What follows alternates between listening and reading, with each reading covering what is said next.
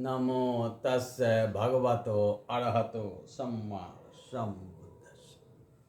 मैं professor Ramesh Prasad, dean faculty of sermon विद्या तथा general secretary Pali society of India, आप सभी श्रोताओं को बुद्ध सीरीज के इस 48वें एपिसोड में 48th एपिसोड में स्वागत करता हूँ, वंदन तथा अभिनंदन करता हूँ। पिछले 2 एपिसोड से हम लोग तीसरा परमार्थ धर्म, थर्ड एब्सोल्यूट रियल रूप पर चर्चा कर रहे हैं। रूप क्या है? रूप मैटर नहीं बल्कि मटेरियल क्वालिटी है।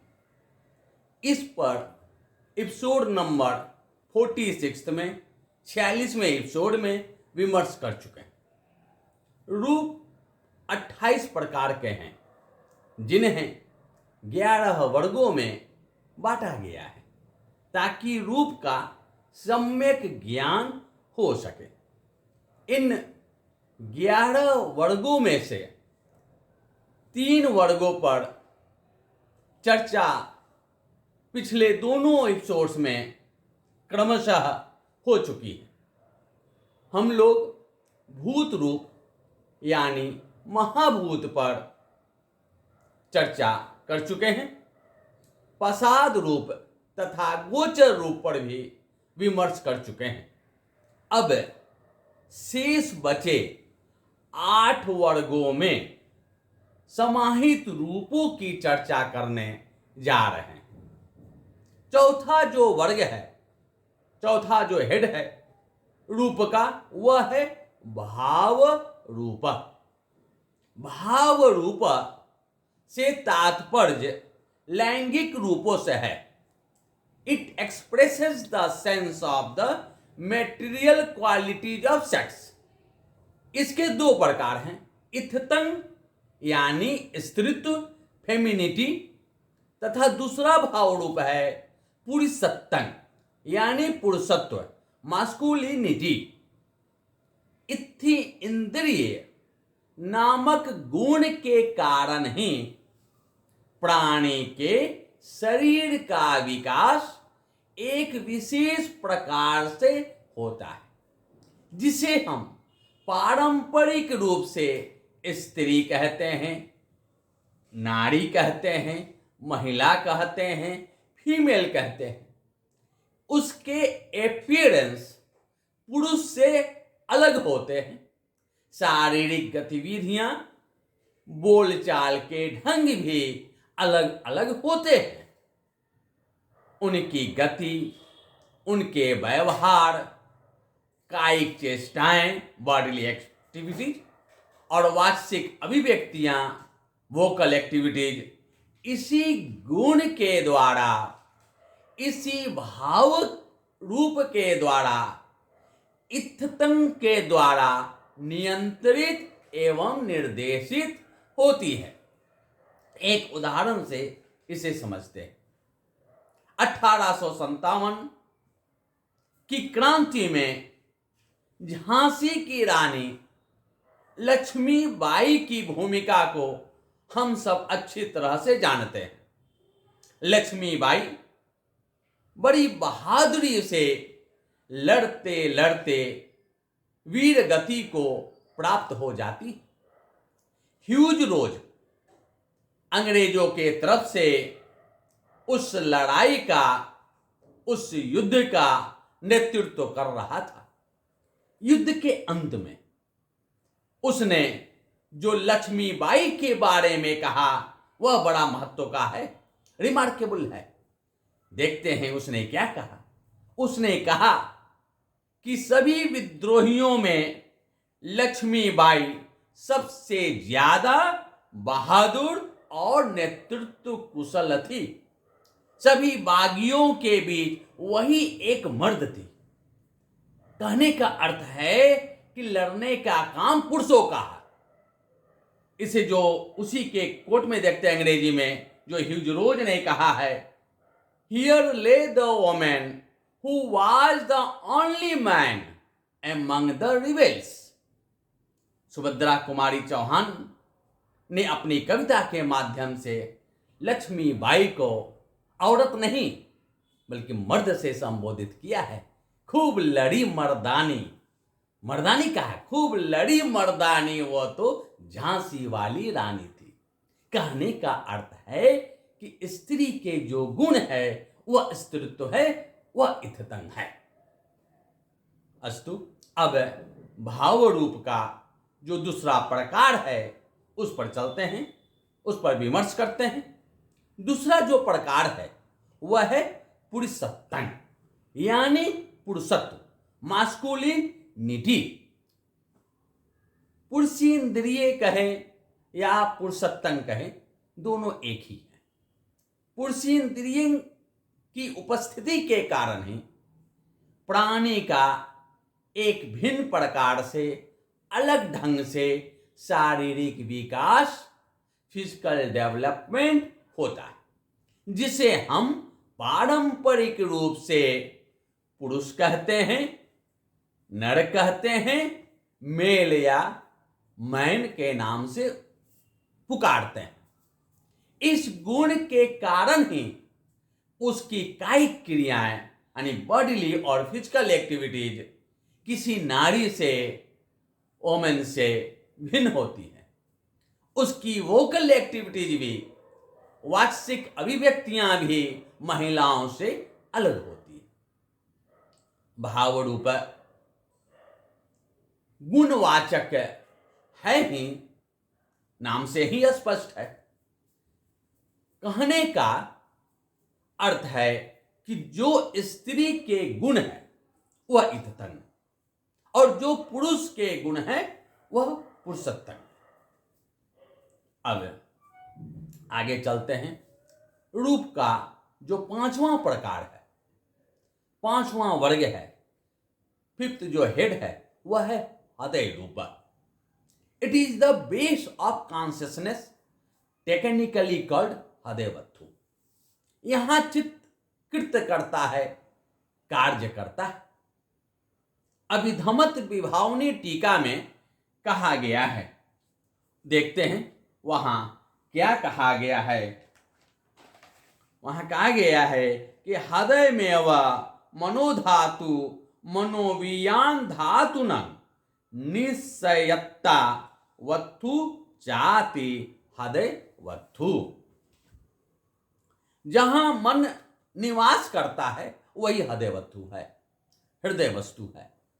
जब मां के गर्भ में पटिसंधि होती है, वहां वियान, यूं कहें पटिसंधि वियान मां के गर्भ में प्रवेश करता है।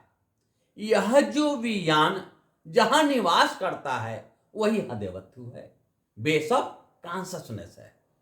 It is the smallest subtlest particle of material quality.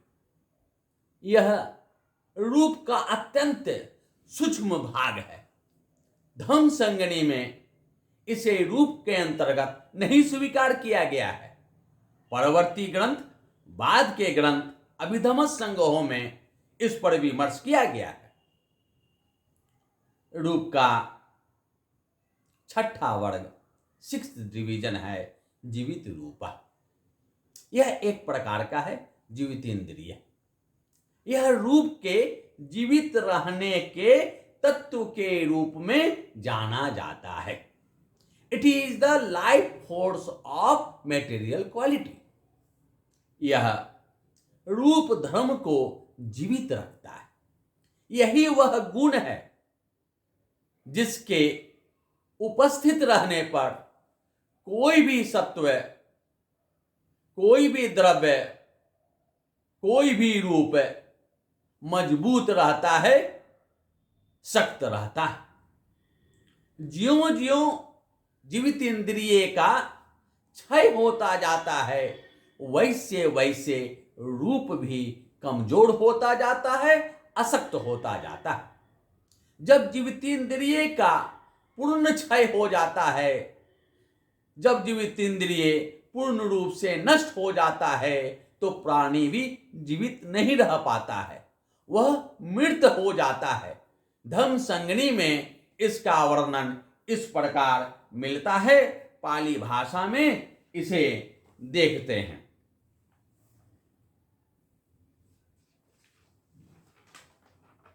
यो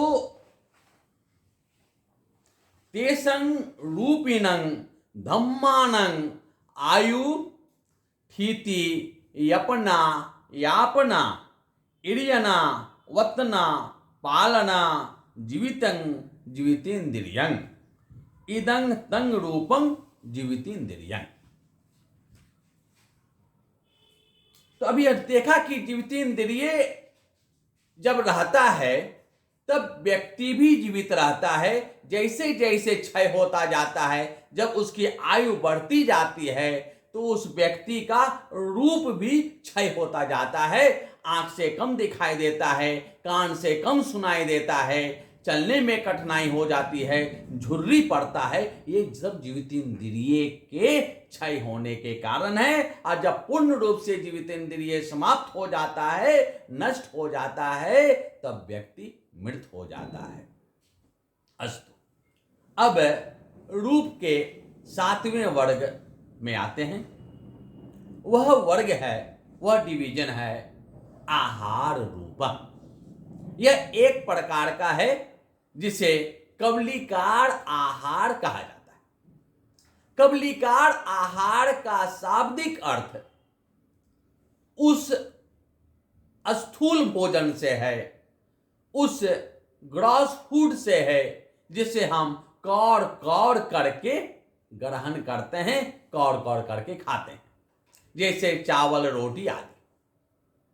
कबलं करियतीति कबलीकारो, आहार यतीति आहारो, कबलं कत्वा अच्छो हरियतीति अथो।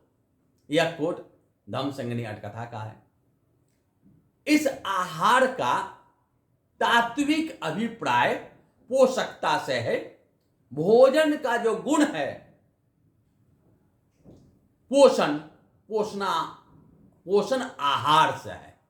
It refers the nourishing quality. यह पोषकता प्रदान करता है रूपों का।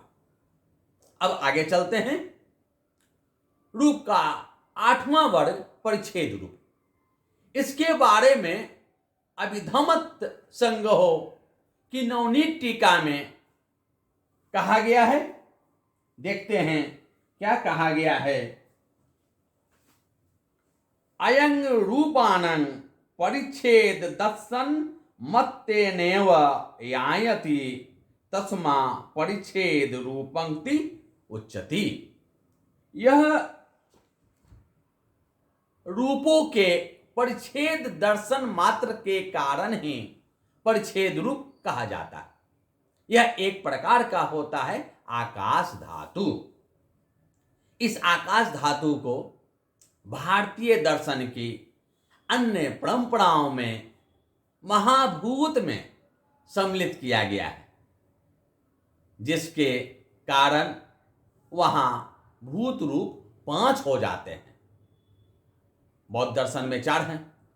क्षितिजल पावक गगन समीरा, यानी पृथ्वी, जल, अग्नि, गगन, गगन यानी आकाश, और वायु।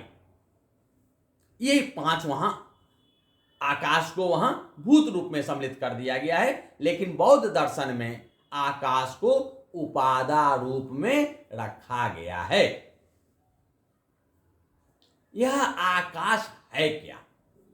यह आकाश विभिन्न प्रकार की वस्तुओं को अपना अस्तित्व कायम रखने के लिए स्थान प्रदान करने वाले गुण का नाम।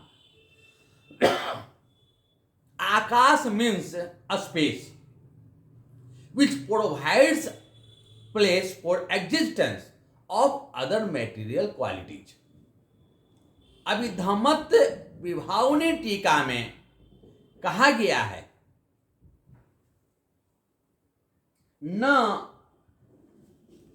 कस्तीति आकाशो आकाशो एव आकाशो निर्जीवठेन धातु चाति आकाश धातु। अर्थात प्राणियों के अंदर चारों ओर जो रिक्त स्थान है, कर्षण रहित है, विवर संपन्न है, मांस एवं रक्त से रहित है, निर्जीव है, वह आकाश धातु है। अस्तु, रूप के अब 9वें वर्ग को देखते हैं। वह डिवीजन है वियक्ति रूप, यानी विज्ञप्ति रूप, इंटीमेटिंग मेटेरियल क्वालिटी। भावों को व्यक्त करने वाला रूप, सूचनाएं प्रदान करने वाला रूप यह है। हम अपने भावों को, अपने विचारों को काय के माध्यम से अभिव्यक्त करते हैं तथा वचन से भी अभिव्यक्त करते हैं। इंटीमेशन थ्रू बॉडी और physical action and intimation through speech. इस तरह वियक्ति रूप दो प्रकार के होते हैं, काय वियक्ति और वची वियक्ति। काय विज्ञप्ति तथा वची विज्ञप्ति।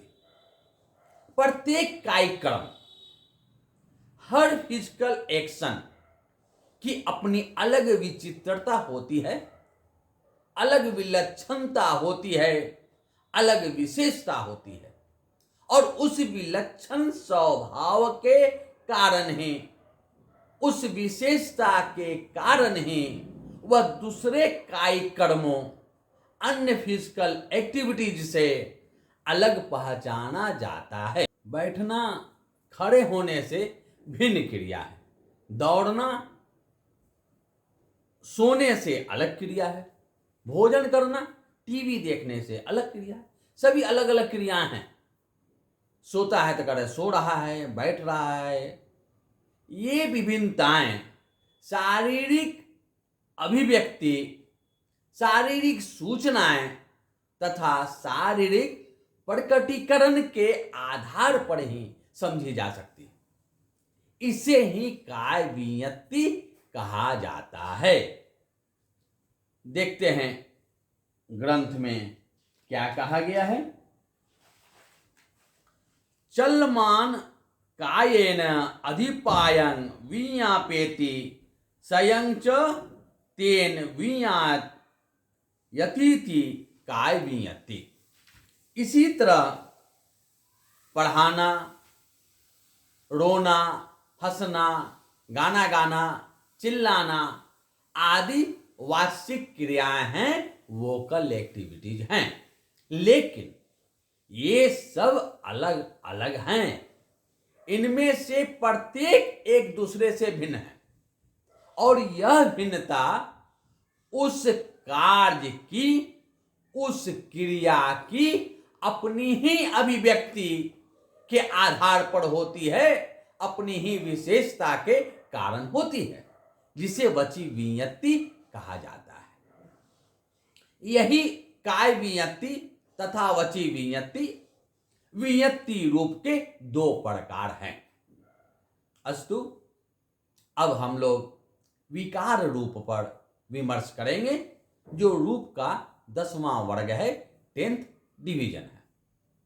विकार रूप का तात्पर्य परिवर्तनीय गुणों से है। It refers the material qualities of changing. ये 3 प्रकार के हैं, लहुता, मुदुता और कमयता, लाइटनेस, माइल्डनेस एंड एडेप्टेबिलिटी। रूपों का हल्कापन का भाव लहुता है, लहु भाव लहुता। Lightness existing with the physical body is लहुता। यह शारीरिक भारीपन को हटाता। रूपों के मृदु भाव, कोमल भाव को मुदिता कहा जाता है। Mildness existing with body is मुदुता। मुदु भाव मुदुता। तीसरा विकार रूप है कमयता। रूप का कर्मण्य भाव, रूप का कार्य करने का भाव कमयता है, कमय्य भाव कमयता। वैसे लहुता, मुदुता तथा कमयता ये चैतसिक भी है, जिसे हम लोग एपिसोड संख्या 45 में काय लहुता, चित्त लहुता, काय मुदुता, चित्त मुदुता, काय कमयता तथा चित्त कमयता के रूप में देख चुके। चैतसिक में जहां लहुता मन को हल्का रखता है, वहीं यहां यह लहुता रूप को हल्का रखता है। कहते हैं ना, मन हल्का लग रहा है, वह काय लहुता तथा चित्त लहुता के कारण है। और जब हम ये कहते हैं कि शरीर हल्का लग रहा है, तो वह रूप लहुता के कारण है। उसी तरह मन का मृदु भाव मुदुता है। यह काय मुदता अचित मुदता के कारण है, और शरीर का मृदु भाव रूप मुदता है। आगे चलते हैं, और जो कार्य करने के लिए मन को जो प्रेरित करता है, तो वह काय कमयता तथा चित्त कमयता है, जो चैतसिक है। लेकिन जब शरीर कार्य करने के लिए देखते हैं कि कभी कभी तैयार नहीं हो पाता है, मन तो कहता है कि करो, लेकिन शरीर नहीं कर पाता है, तो इसका अर्थ यह है कि रूप कमयता का वहां अभाव है। जब शरीर कार्य करने के लिए उद्धत हो जाता है, जब शरीर कार्य करने के लिए तैयार हो जाता है, कार्य करने के लायक हो जाता है, तो वही रूप कमयता है। अब रूप के अंतिम वर्ग पर चलते हैं, अंतिम डिवीजन पर चलते हैं। वह है लक्षण रूप, यानी लक्षण रूप, मेटीरियल क्वालिटी ऑफ कैरेक्टरिस्टिक्स। लक्षण रूप के 4 प्रकार हैं: उपचय, संतति, जड़ता तथा अनिश्चयता। उपचय का अर्थ है उत्पन्न होना होता है, कमिंग इनटू बीइंग। संतति से अभिप्राय रूप परंपरा से है, कंटिन्यूटी। जड़ता से तात्पर्य जीर्ण होना है, डिके। तथा अनिश्चितता से अनित्यता अर्थात विनाश का बोध होता है, डिस्ट्रक्शन। कोई वस्तु सर्वप्रथम अस्तित्व ग्रहण करती है, फिर कुछ समय के लिए उसी रूप में निरंतर बनी रहती है। तत्पश्चात कुछ काल व्यतीत होने पर उसका क्षय होने लगता है, और अंत में उस वस्तु का पूर्ण विनाश हो जाता है। यह प्रत्येक वस्तु का लक्षण है, यह प्रत्येक वस्तु का स्वभाव है। इसी कारण इसे लक्षण रूप कहा जाता है, लक्षण रूप कहा जाता है। लक्षण रूपं नाम धम्मानं तन्न तंग अवस्थावसेन। अवस्था का पाली में अवस्था होता है, अवस्थावसेन लक्षण हेतुता। इस प्रकार 3 एपिसोड्स में, एपिसोड संख्या 46, एपिसोड संख्या 47 तथा इस एपिसोड संख्या 48 में हमने रूप पर विमर्श किया। कुल 28 प्रकार के रूपों पर चर्चा किया, जिनमें 4 महाभूत तथा शेष 24 उपादान रूपों को देखा।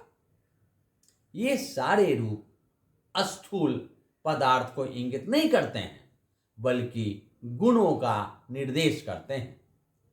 संक्षेप में समस्त 28 रूपों का, जिनमें 1 वर्ग महाभूत का तथा 10 वर्ग उपादान रूप का है, इसका वर्णन अभिधम्म संग्रह की नवनीत टीका इस प्रकार करती है।